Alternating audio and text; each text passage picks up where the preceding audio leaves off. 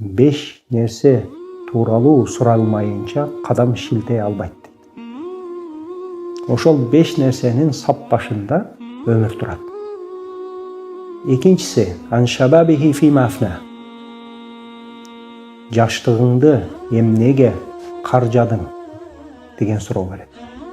Үчүнчү суроого келе турган болсок, ва малихи мин айна иктасаба.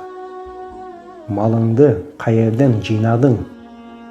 Ва фима анфака, төртүнчү суроо. Жана ошол жыйнаган мал дүнөңдү эмнеге каржадың?